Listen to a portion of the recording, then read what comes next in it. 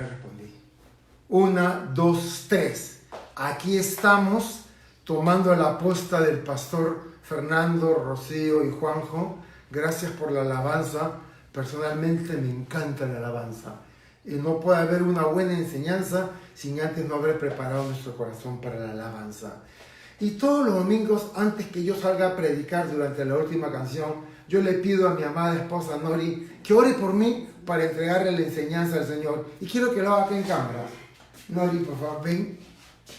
Si haces una oración por mí para empezar la enseñanza. Señor, te damos gracias este día, Señor, que nos permites estar todos juntos, Señor, como iglesia, como familia, aunque sea por este medio, Señor, que es el internet. Te pido, Señor, que bendigas esta enseñanza, Señor, que viene de parte tuya, Señor, porque es tu palabra, a la cual todos nosotros creemos, Señor, y confiamos y tenemos la esperanza, Señor, de todas tus promesas. Te lo pido que lo bendigas y también a todas las personas que están escuchándote, Señor, bendícelas. Te lo pido en el precioso nombre de Jesús. Amén. Amén. Amén. Y lo que estoy disfrutando más que nada en este aislamiento es de tener la Nori conmigo las 24 horas. ¡Qué bendición! Hoy día, como desde que empezamos el aislamiento, dejé el estudio de Primera de Corintios para tocar salmos, porque cada salmo es una inspiración para el día de hoy, que la iglesia cristiana celebra la resurrección de nuestro Señor Jesús. ¿Qué mejor que tocar los salmos mesiánicos? ¿Qué son los salmos mesiánicos? ¿Qué tiene que ver la resurrección? ¿Era David profeta? Nos habla el Antiguo Testamento y el libro de los Salmos lo que Jesús iba a pasar. Si es así, es increíble la bendición que tenemos en las Escrituras. Por eso el título, Salmos Mesiánicos y la resurrección de Jesús. Ahora, antes de empezar, si por algún motivo se les queda lento el internet, es por la señal, pero va a quedar 2 días en nuestro acá en la página de Facebook y luego lo vamos a poner en nuestro canal de YouTube que se llama Gracia Calvary Chapel. Suscríbase, ahí están las enseñanzas del pastor Fernando, del pastor Iván, y sería bueno que ustedes puedan tener acceso a ellas para mandarla a las personas. Otro anuncio.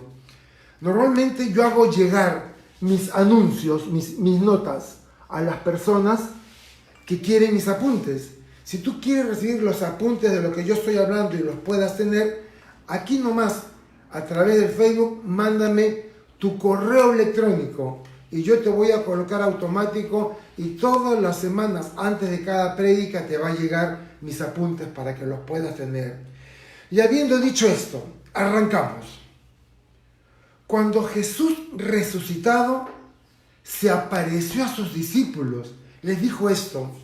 Esta semana hemos visto la última semana de Jesús con el pastor Iván y Fernando estudiando Lucas, solo el Evangelio de Lucas. Y en Lucas 24, 44, cuando estaban todos reunidos, Jesús se acerca a sus discípulos y les dijo: lo que ha pasado conmigo es lo que les anuncié cuando aún estaba con ustedes, que era necesario que se cumpliera todo lo que está escrito acerca de mí en la ley de Moisés, en los profetas y en los salmos. Fíjese, Jesús le dice a sus discípulos, tiene que cumplirse lo que dice de mí en la ley, en los profetas y en los salmos.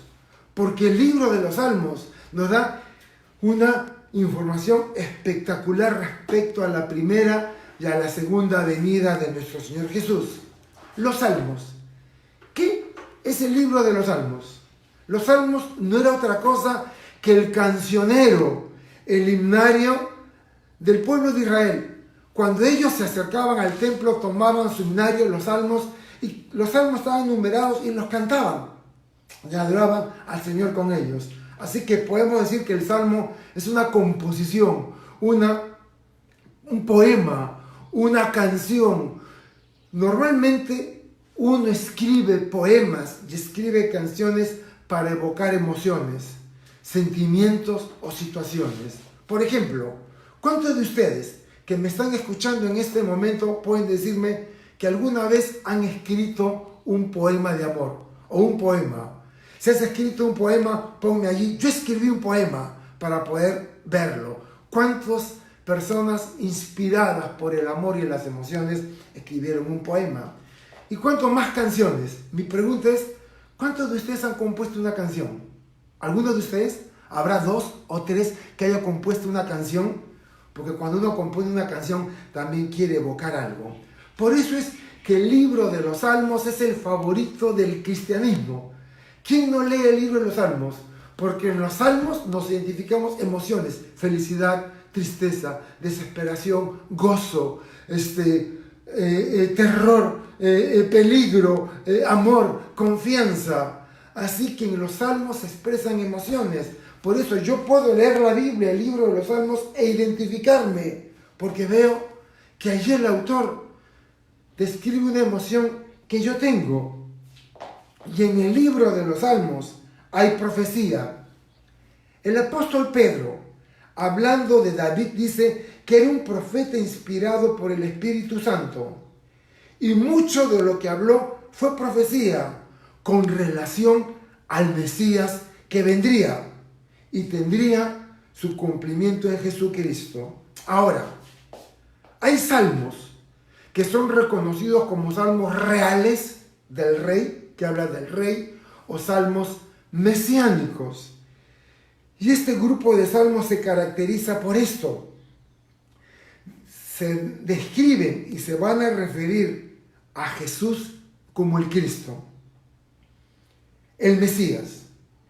Y en los apuntes que le he enviado, mando una relación de salmos con su cumplimiento, salmo y su cumplimiento en el Nuevo Testamento, salmo y su cumplimiento. Así que he colocado los salmos más importantes que hablan y se cumplen en la vida y en el ministerio de Jesús. No los voy a repasar porque sería más una clase académica y lo de hoy día es una enseñanza. Pero allí en los apuntes vas a encontrar los salmos y vas a encontrar lo que hablan de Jesús. Yo he marcado con amarillo el primer salmo, que es el Salmo 2, porque a manera de ejemplo voy a desarrollar el Salmo 2 para describir a Jesús como el Mesías. Ahora, pasajes de los salmos se cumplieron en la vida, muerte, resurrección y ascensión de Jesús. Pero si leemos estos salmos completos, parecería que hablan de otra persona o de una situación diferente. Y la pregunta, ¿por qué entonces el Nuevo Testamento los aplica a Jesús? Y esto es lo que vamos a analizar el día de hoy. Buscaremos 3 aplicaciones. Primero, lo que significaba el salmo en los tiempos del salmista. Segundo, cómo este salmo se cumplió en los tiempos de Jesús. Y tercero, cómo se aplica a nosotros hoy. Como les dije, vamos a analizar el salmo número 2 como ejemplo. Así que si tienes tu Biblia, ábrela en el salmo número 2. Es un salmo corto, considerado un salmo mesiánico. En los primeros 3 versículos de este salmo, los que hablan son los reyes mundiales, los líderes, los gobernadores rebeldes hacia Dios. Y se lee así: ¿por qué se amotinan las gentes y los pueblos piensan cosas vanas? Se levantan los reyes de la tierra y príncipes consultan unidos contra Jehová, contra Yahweh, contra Yahvé y contra su ungido, diciendo: rompamos sus ligaduras y echemos de nosotros sus cuerdas. En la Reina Valera contemporánea, y lo voy a leer, ¿por qué se rebelan los pueblos?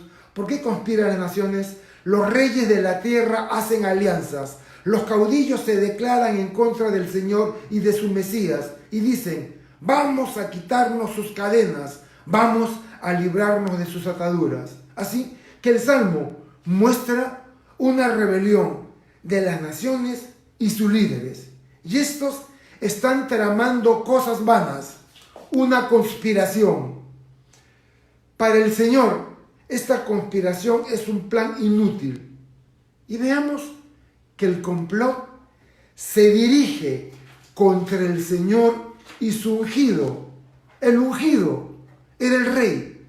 Cuando un rey en Israel recibía el poder para reinar, venía el líder religioso y lo ungía con aceite. Por eso el ungido es un sinónimo del rey. Como tal, era instalado en autoridad. Primera de Samuel, capítulo 10, verso 1. Entonces Samuel tomó un frasco de aceite y lo derramó sobre la cabeza de Saúl y lo besó.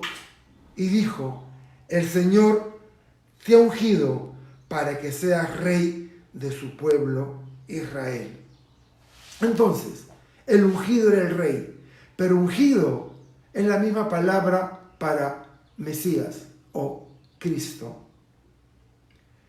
Lo que traman las naciones es para liberarse del dominio del rey, del Señor.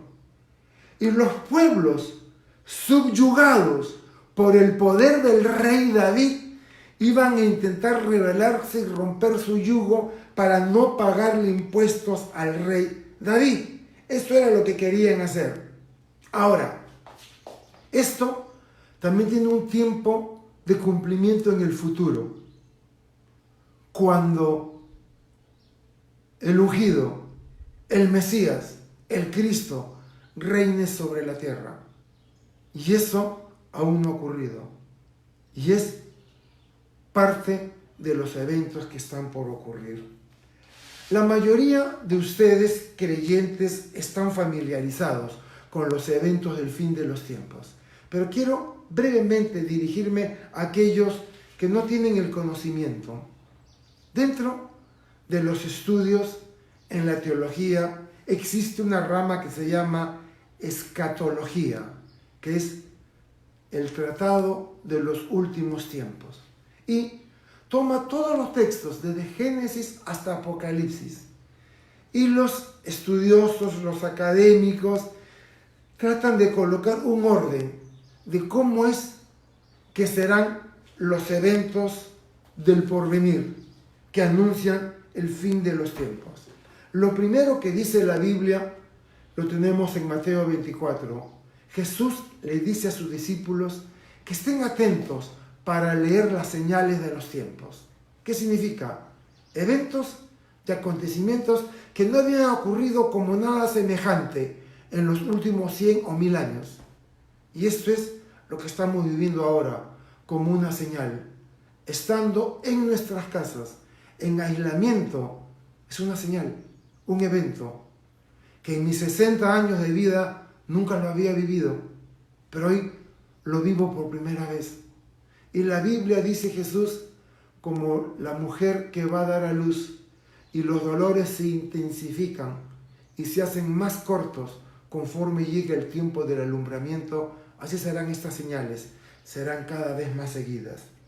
Lo siguiente que va a ocurrir en el estudio de las Escrituras es una escaramuza en el Medio Oriente, un intento de guerra. Y de allí el Señor Jesús va a arrebatar, va a tomar a su iglesia, a los creyentes, y los va a sacar de la tierra. Se conoce como el rapto o arrebatamiento. Y nosotros lo creemos porque la Biblia lo enseña. Tú vas a ver un día en las noticias, vas a ver CNN o un diario, una revista. Miles, millones de personas han desaparecido sobre la faz de la tierra. ¿Y qué será eso? El anuncio del rapto. Luego la Biblia nos describe que va a venir sobre la tierra 7 años cronológicos, físicos, de tribulación, como nunca antes el planeta Tierra lo había experimentado. A los primeros 3 años y medio se le llama la pequeña tribulación. Y a los últimos 3 años y medio la Biblia lo llama la gran tribulación.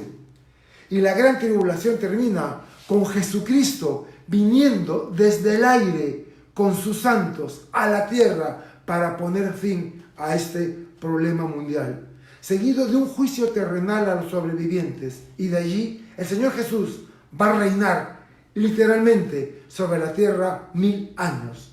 Y nosotros, los creyentes, que nos habíamos ido en el rapto y que regresamos con Jesús con cuerpos resucitados y glorificados, reinaremos con Jesús 1000 años sobre la tierra.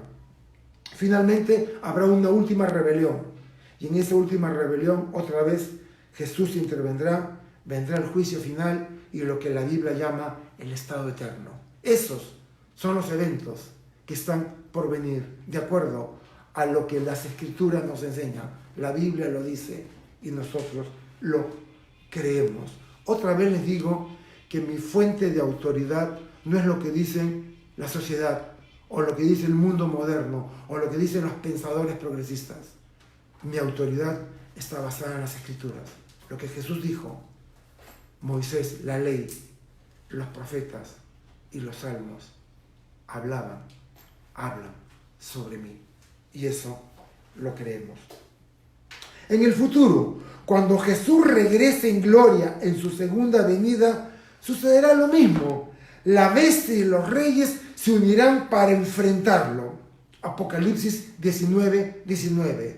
Vi entonces que la bestia, los reyes de la tierra y sus ejércitos se reunían para luchar contra el que montaba el caballo y contra su ejército. Así que habrá todavía una rebelión más al final del milenio, y esa se describe en Apocalipsis 20:7 en adelante.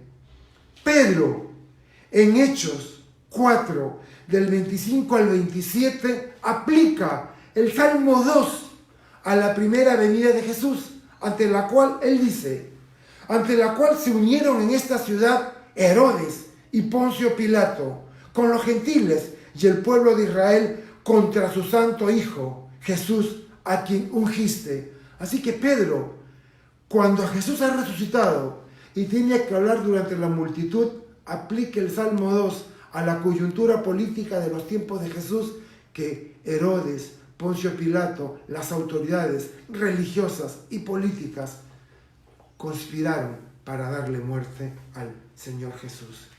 Quiero recomendarles algo. Hoy día domingo, antes que te acuestes, quiero que veas la película Ben-Hur, pero no la versión antigua de Charlton Heston, sino la versión del año 2016, una versión moderna de Ben-Hur. Lew Wallace era un político, diplomático y militar norteamericano, y él era creyente fervoroso, y en una oportunidad tuvo una conversación con uno de los agnósticos más conocidos de su época, apellidado Ingersoll. Y él se burló de la fe de Lew Wallace. Y Lew Wallace decidió investigar para ver cómo refutar a Ingersoll. Y en su investigación él se encuentra con una información preciosa respecto a Jesús. Y decide, con toda la información, escribir una novela relativa a los tiempos de Jesús. Y cuenta la historia de un personaje llamado Judá Ben-Hur. Y cómo a lo largo de su vida Judá Ben-Hur se topa con el carpintero, se topa con el Mesías. Tienen que verla. La película es espectacular. ¿Y qué más para estos tiempos? ¿A qué época se refieren estos versículos? ¿A los tiempos de David? ¿A la muerte de Jesús? ¿A la segunda venida? ¿O al milenio? Y la mejor respuesta es que se aplica a todos los periodos. Les explico lo que es la profecía. Es como que yo tuviera la profecía delante mío y yo veo una montaña. Yo estoy a lo lejos y a lo lejos veo una montaña que es la profecía. Pero si me pongo de perfil y llego a describir que hay una montaña pequeña, una montaña mediana y una montaña más grande. Pero desde aquí yo veo una montaña. No me doy cuenta que son 3 montañas, una más lejos que la otra. Pero cuando me pongo en una posición vertical o de perfil, puedo ver que son eventos distintos. Igual ocurre con la profecía. El salmista, el autor, tenía en mente su contexto, pero el Espíritu Santo lo inspiró. Lo que Dios hace en un periodo anticipa lo que hará en otro, en el futuro. Y al hablar sobre su situación, David, guiado por el Espíritu Santo, señala proféticamente eventos del porvenir, de la vida del Mesías. Versículos del 4 al 6. En estos versículos, el que habla ya no son los reyes de la tierra, ahora habla el Señor nuestro Dios. Y dice así: el que more en los cielos se reirá. El Señor se burlará de ellos. Luego hablará a ellos en su furor y los turbará con su ira. Pues yo he puesto mi rey sobre Sión, mi santo monte. Y el Señor se burla e indigna de la sublevación de las naciones. No podrán derrocar a su ungido, porque él mismo lo ha establecido como rey. En el monte Sión se encuentra Jerusalén, la ciudad antigua de Jebús, que el día jueves lo estudiamos cuando veíamos Jueces 19. Dios le eligió. Jebús se convierte en Jerusalén para levantar en ella su santuario. El Señor eligió a Sión y decidió establecer allí su santuario. Salmo 132:13. Y David reinó allí, lo mismo que sus descendientes, pero entre ellos está el Cristo, quien también un día gobernará como rey desde ese lugar. ¿Y cuándo ocurrirá? Nosotros, estudiosos de la escatología, sabemos que eso ocurrirá durante el milenio. Y en mis apuntes le doy dos textos que no voy a leer ahora. Versículos del 7 al 9. En estos eventos, en estos versículos, el que habla es el ungido, el Mesías, el Cristo. Y escuchen lo que dice: yo publicaré el decreto. El Señor me ha dicho: mi hijo eres tú, yo te engendré hoy. Pídeme y te daré por herencia a las naciones y como posesión tuya los confines de la tierra. Los quebrantarás con vara de hierro, como vasija de alfarero los desmenuzarás. Y el versículo 7 cita el decreto por medio del cual Dios anuncia que Él es su Hijo. En la antigüedad, la frase mi hijo eres tú era la fórmula de adopción, tal como Jacob adoptó a los dos hijos de José como suyos.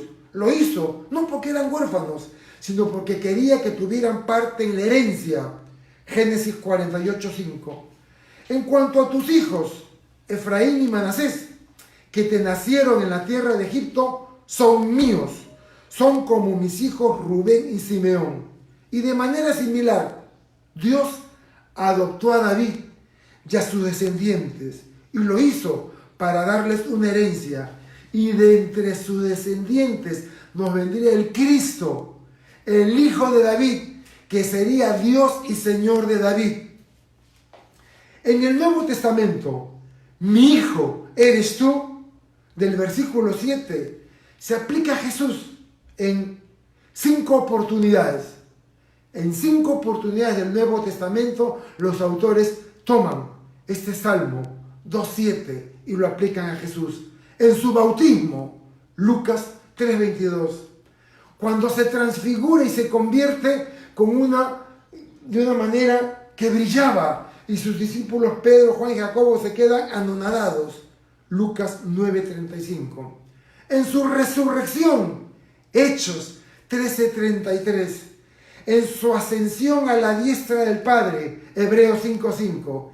Y en el reino milenial, Juan 6:69. En estos 5 textos se aplica a Jesús: mi hijo eres tú. El salmo mesiánico que iba hacia el Mesías se aplica a Jesús. Voy a leer Hechos 13, 32-33. Pablo se encuentra en Turquía, la antigua Asia, provincia romana de Asia, y en la ciudad de Pisidia, Pánfila y Pisidia. Y ahí dice, llega a la sinagoga, lo ven y le piden que comparta algo, y él se pone de pie. Y esto dice a los judíos en la sinagoga, en lo que hoy día es Turquía: nosotros también les anunciamos las buenas noticias de la promesa que Dios hizo a nuestros padres. Dios ha cumplido en sus hijos, en nosotros, al resucitar a Jesús.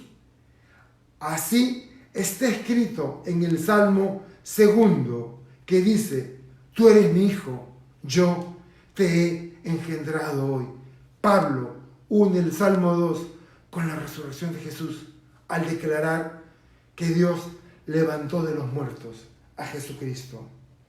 Y cada evento es un paso progresivo para el establecimiento de su reino. Y en cada uno recibe más herencia de su Padre. Siendo hijo de Dios, recibe como herencia el dominio sobre las naciones, las mismas que pensaban sublevarse contra él. Si persistieran en su rebelión, el Señor permitiría a su ungido aplastarlas.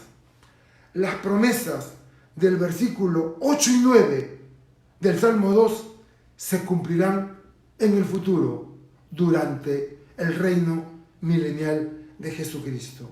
Y para terminar, los versículos del 10 al 12. En esta ocasión no hablan los pueblos rebeldes, no habla el ungido. En esta vez quien habla es el salmista, el autor del Salmo.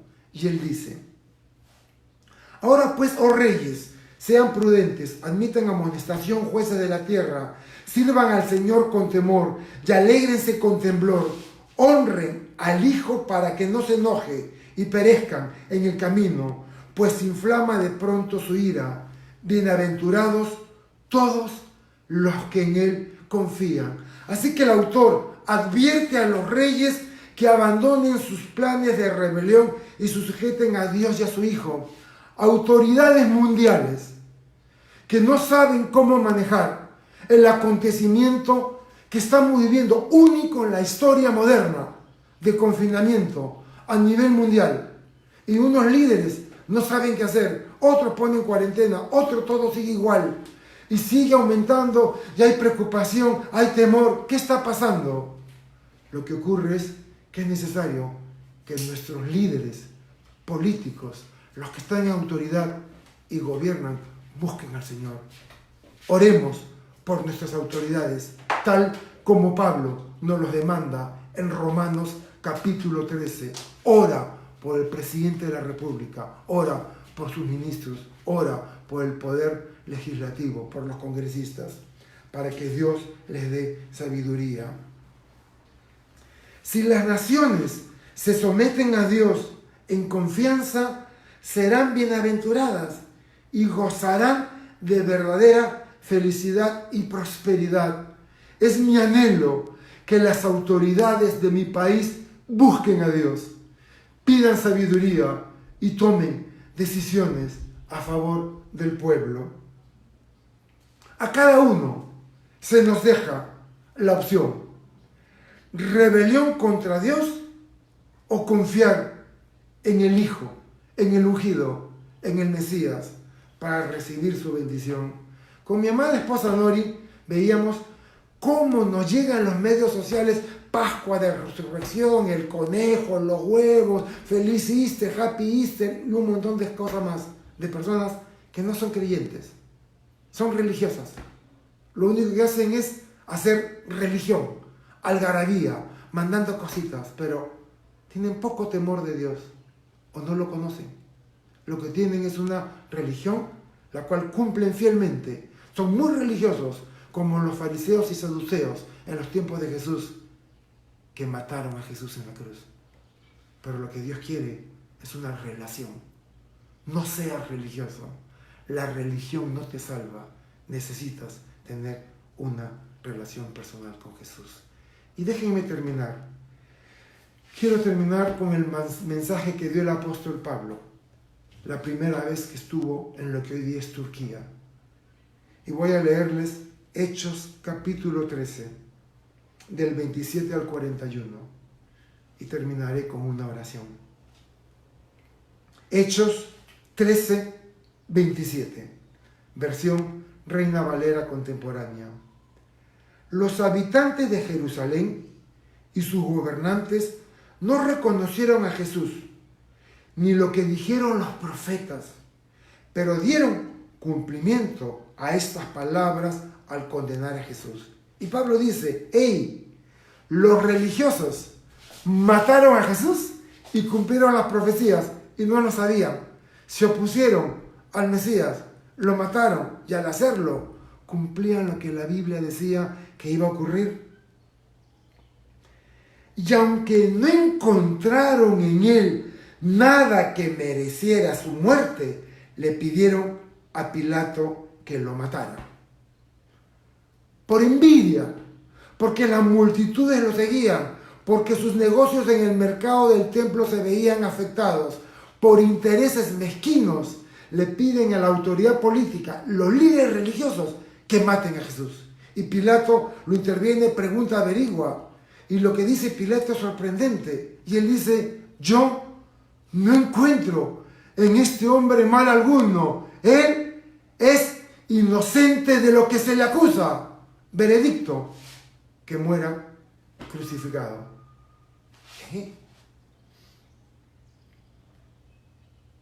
Cuando se cumplió todo lo que estaba escrito acerca de él, lo bajaron del madero y lo sepultaron. 30. Pero Dios lo resucitó de los muertos. Y durante muchos días Jesús se apareció a los que lo habían acompañado desde Galilea hasta Jerusalén. Y en mis apuntes yo he colocado esta imagen, no sé si la puedan ver, pero si no la pueden ver, es la tumba. Y la tumba está vacía. El cadáver de Jesús no se encuentra. Los judíos que se oponían a la resurrección de Jesús y los líderes políticos que no querían más revueltas, hicieron todo lo posible por encontrar ese cadáver. Porque si los judíos, los cristianos decían, ha resucitado, acá está el cadáver, mírenlo, es mentira. Pero no había cadáver. Y Jesús se apareció a los que lo habían acompañado desde Galilea hasta Jerusalén. Ellos son ahora sus testigos ante el mundo. Nosotros también les anunciamos la buena noticia de la promesa que Dios hizo a nuestros padres. Dios la ha cumplido en sus hijos al resucitar a Jesús. Así está escrito en el Salmo 2, que dice, tú eres mi hijo, hoy te he engendrado.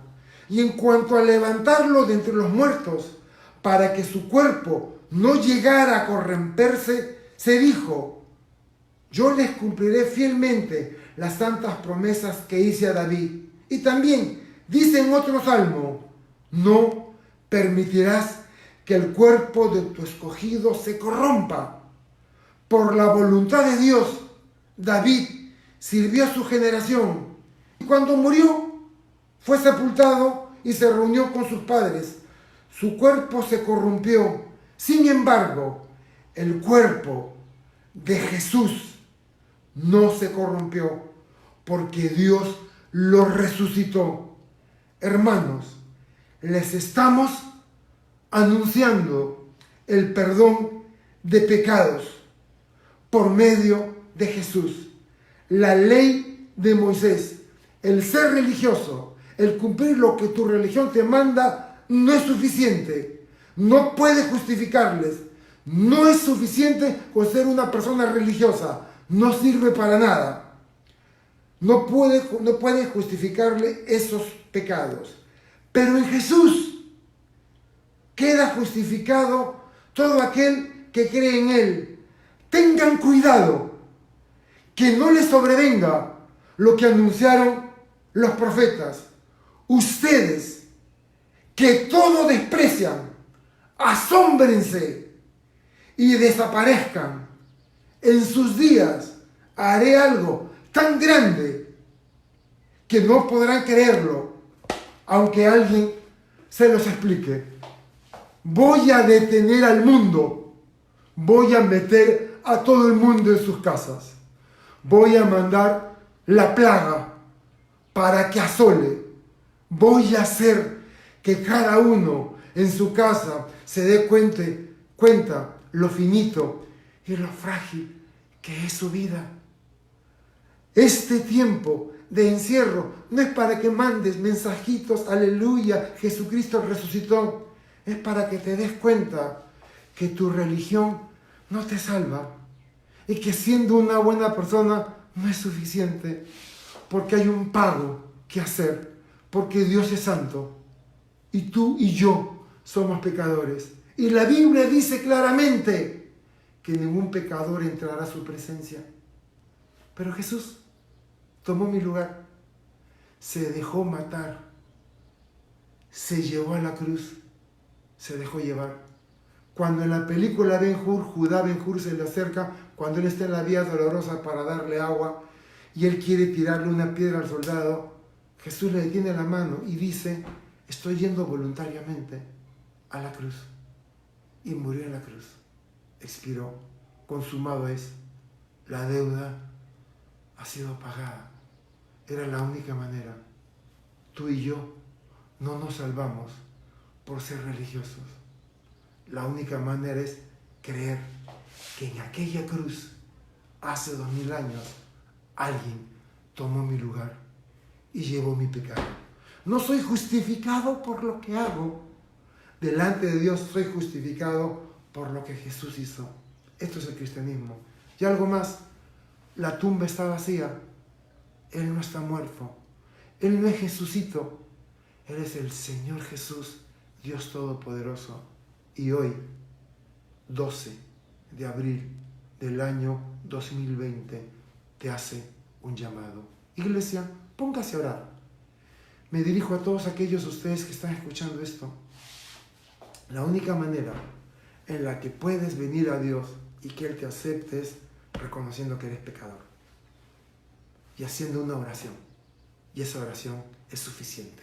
Así que, ¿dónde estás? Repite conmigo esta oración. Señor Jesús, mi vida está delante de tus ojos. Tú conoces todo de mí. Mis temores, mi pecado, mis pasiones desordenadas, mis vicios, mis luchas están allí. He pecado contra ti, tú eres un Dios santo, no lo puedo evitar. Pero yo creo que en esa cruz, hace 2000 años, pagaste mi deuda. Te dejaste colgar, tú siendo pecador, llevaste el pecado de la humanidad, mi pecado. Yo lo creo, Señor. Y hoy, 12 de abril, te abro la puerta de mi corazón y te recibo como mi Señor y Salvador. Gracias por haber muerto en mi lugar. Gracias por perdonar mi pecado. Lléname de tu Santo Espíritu y haz de mí la nueva criatura, la persona que tú quieres que yo sea. Señor, quiero acercarme a ti, quiero acercarme a tu palabra. Dame sabiduría para vivir el resto de los años de vida que me quedan para ti. Señor, no sé cuántos partiremos por el coronavirus y cuántos quedaremos, pero una cosa, estamos certeros, tú estás con nosotros. En el nombre precioso de Jesús oramos, amén y amén. Llamados hermanos, para terminar, una simple palabra de reflexión. No sabemos cuánto va a durar esto. Cuando las autoridades levanten la restricción, habrán restricciones paulatinas. Esto puede tomar poco o muchos días, pero la Biblia dice, cada día trae su propio afán. No te preocupes por el mañana, preocúpate por hoy. Un día a la vez, que tus ojos sean en Jesús, puestos los ojos en Jesús, el autor y consumador de la fe. Que el Señor me los bendiga. Nos estamos viendo martes con el pastor Fernando, jueves conmigo, sábado con el pastor Iván. Dios me los bendiga. Hasta luego.